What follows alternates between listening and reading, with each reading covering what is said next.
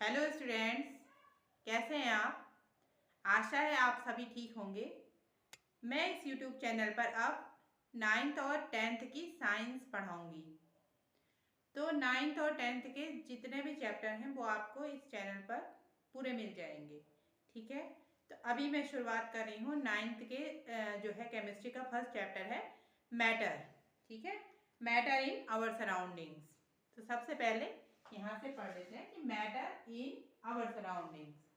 ठीक है, इसमें जो सबसे पहला जो टॉपिक होगा वो अब मैटर, भी लेसन का नाम ही है मैटर इन आवर सराउंडिंग। तो उसके लिए सबसे पहले आपको पता होना चाहिए कि मैटर क्या होता है। तो हमारे आसपास जितनी भी चीज़ें हैं, ठीक है, इस कमरे में जितनी चीज़ें आपके आसपास हैं सब देख लीजिए। ठीक है, चाहे वो लिविंग हो और चाहे वो नॉन लिविंग हो, चाहे वो ये वाइट बोर्ड, ये पेन, पंखा, बुक, चेयर, टेबल, डोर और इंक्लूडिंग जो हमारे मतलब एक ऐसा स्पेस है जिसमें कुछ भी नहीं है। ठीक है, लेकिन जो खाली जगह होगी उसमें क्या होती है, हवा होती है। हवा हमें दिखाई तो नहीं दे रही है, लेकिन हवा क्या करती है, जगह घेरती है। तो हवा भी एक मैटर है।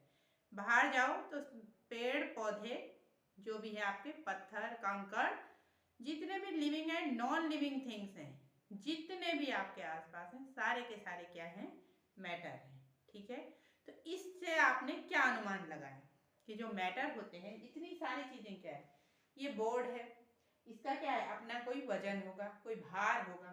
ठीक है, और ये क्या कर रहा है, जगह को घेर रहा है। अगर मैं अपनी बात करूं तो मेरा अपना एक वजन है और मैं क्या कर रही हूँ, एक निश्चित स्पेस को घेर रही हूँ। ठीक है, इस कमरे में जितनी भी चीज़ें आप देख रहे हो, कोई अगर आप एनिमल को देखो या कोई नॉन लिविंग को देखो या प्लांट्स को देखो, सभी क्या करते हैं, जगह को घेर रहे हैं। ठीक है, तो ये सारी की सारी चीज़ें क्या क्या कर रही है, एक तो इनका अपना मास और वॉल्यूम है और दूसरा ये क्या कर रही है, जगह को घेर रही है। तो हम कह सकते हैं कि matter is anything that occupy space and have some mass and volume। ठीक है, तो ये हो गई मैटर की डेफिनेशन। ठीक है, अब बात करते हैं मैटर की प्रॉपर्टीज की।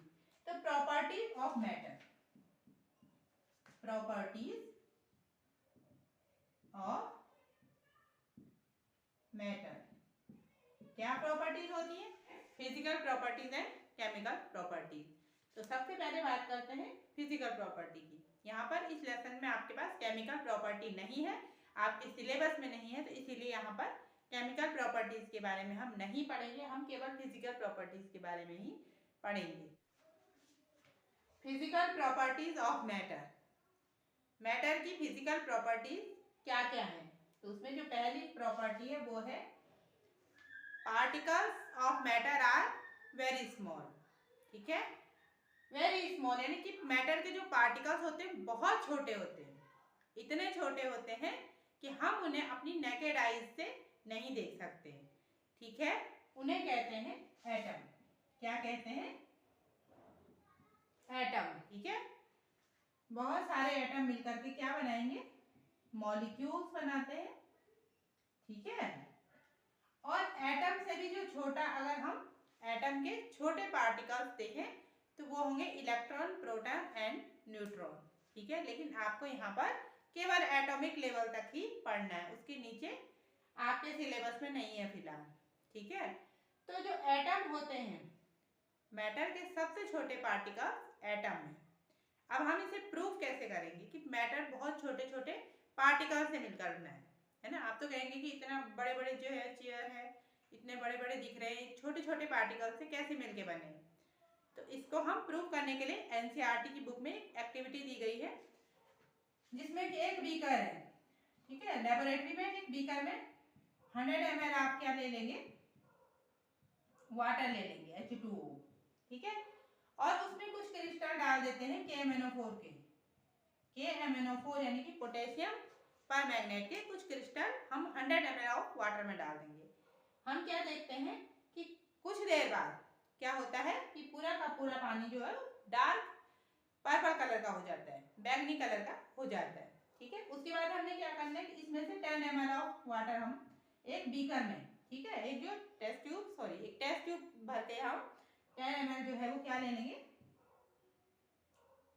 यही वाटर ले लेंगे, कलर्ड वाटर, और इसको हम प्योर वाटर में फिर 100 ml प्योर वाटर में डालेंगे। तो देखेंगे कि कलर थोड़ा हल्का हो गया पर आ रहा है। इसी प्रोसेस को हम 4-5 बार रिपीट करेंगे। तो हम देखते हैं कि लगभग बहुत मतलब कई बार रिपीट करने पर भी इसका कलर मतलब हल्का होगा लेकिन कलर आता रहता है। तो इससे क्या प्रूव हुआ, इससे प्रूव हुआ कि KMnO4 के कुछ क्रिस्टल जो थे उसमें बहुत सारे टाइनी पार्टिकल्स थे, जो कि क्या थे, बहुत सारे मतलब एटम, जिन्हें हम एटम कह रहे हैं, वो थे जो कि इतने सारे पानी को कलर करने के लिए काफी थे। ठीक है, लगभग 1000 ml ऑफ वाटर को वो कलर कर सकते थे।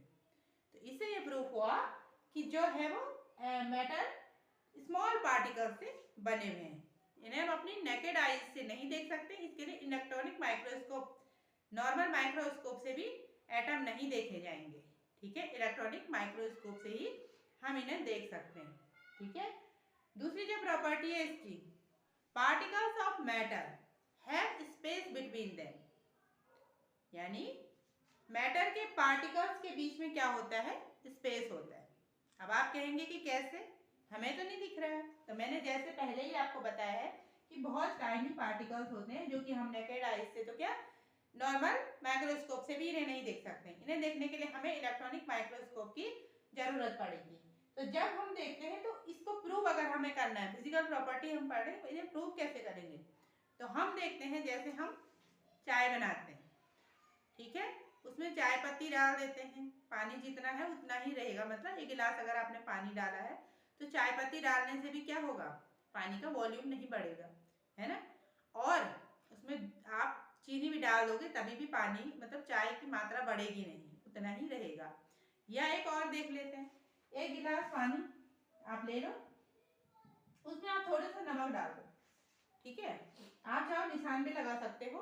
तो देख लेना कि नमक डालने से आप इसे डिजोल्व कर दोगे तो इजीली डिजोल्व हो जाता है सॉल्ट वाटर में। आप उसके बाद देखो क्या उस पानी का वॉल्यूम बढ़ा, क्या पानी की मात्रा बढ़ी है, गिलास से बाहर तो नहीं गिर जाएगा, पानी जितना है उतना ही रहेगा, उसका मात्रा नहीं बढ़ेगी।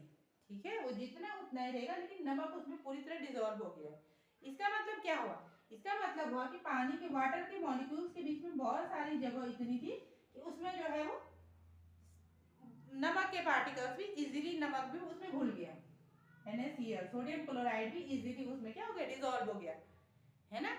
और इसी तरह से चाय पत्ती और जो है वो पानी में चाय पत्ती और चीनी घुल जाती है। ऐसे हम और भी बहुत सारी चीजें देख सकते हैं। तो इससे ये प्रूफ होता है कि जो पार्टिकल्स हैं उनके बीच में क्या होता है, स्पेस होता है, स्पेस जिसे कहते हैं इंट्रामॉलिक्यूलर स्पेस।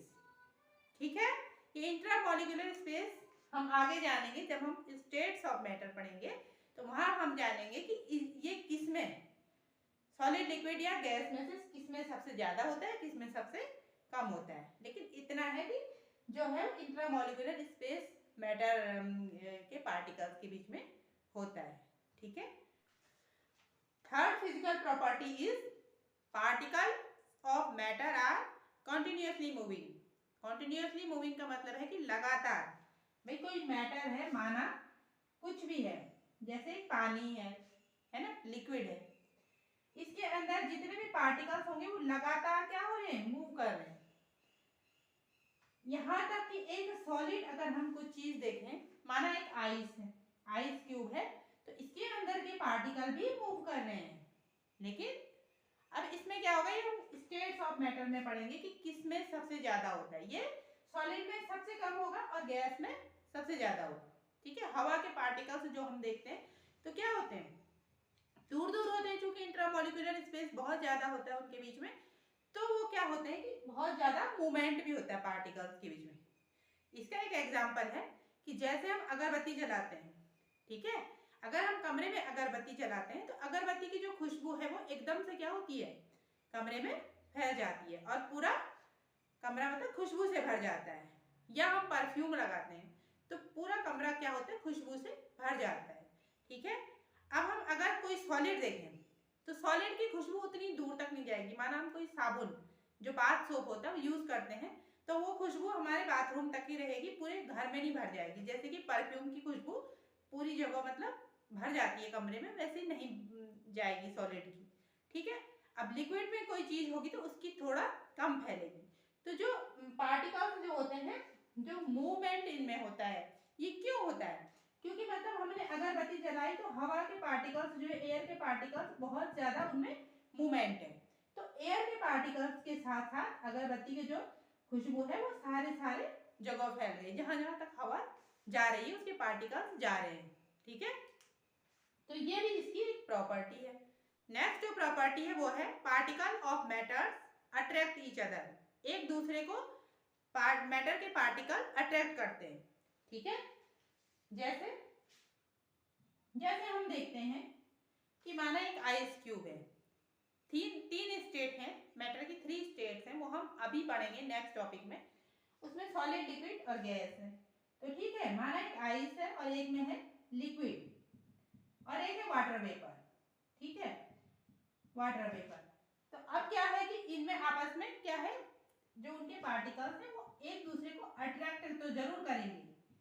ठीक है, अट्रैक्ट करेंगे एक दूसरे को, है ना।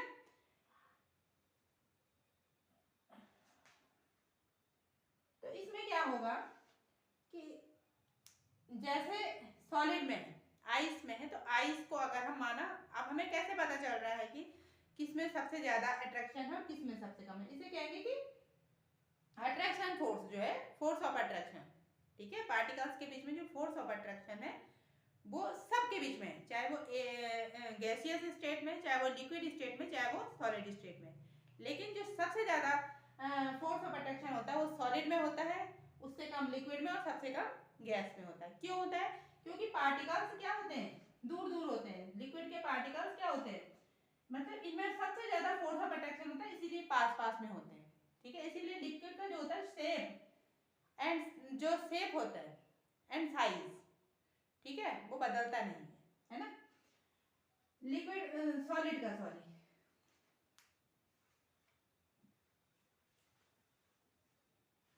इसीलिए हम देखते हैं कि सॉलिड में जो होता है शेप एंड साइज जो होता है फिक्स जो होता है।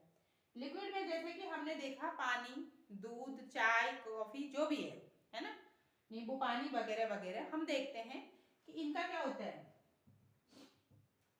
जो वॉल्यूम होगा वो तो सेम रहेगा, लेकिन जो साइज होता है, साइज तो उतना ही, साइज का मतलब है कि तो वॉल्यूम उसका है उतना ही रहेगा, लेकिन जो उसका शेप है वो बदल सकता है। अगर आप इसको जिस किस्म के बर्तन में डालोगे, माना आपने इसको ऐसे बर्तन में डाला, माना आपने इसको गोल बर्तन में डाला, आपने इसे जैसे बर्तन में डाला उसी का आकार ले लेता है।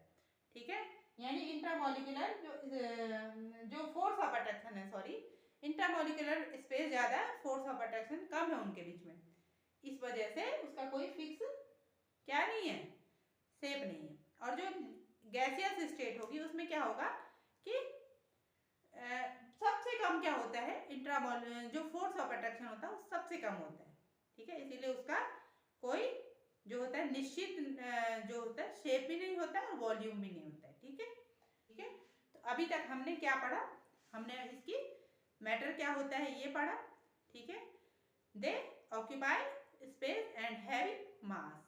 ठीक है, अगर हमने इसकी प्रॉपर्टीज पढ़ी है, फिजिकल प्रॉपर्टी, पहली प्रॉपर्टी क्या है कि ये बहुत स्मॉल पार्टिकल से बने हुए होते हैं। ठीक है, और जिन्हें हम एटम कहते हैं। दूसरी प्रॉपर्टी है कि इसके पार्टिकल्स के बीच में क्या होता है, इंट्रामोलिकुलर स्पेस होता है। तीसरा क्या होता है, इसमें जो है moving particles are continuously moving, लगातार मूवमेंट इनमें होता रहता है। और चौथी फिजिकल प्रॉपर्टी है इसमें कि इनके जो पार्टिकल्स होते हैं उनके बीच में क्या होता है, जो होता है फोर्स ऑफ अट्रैक्शन होता है।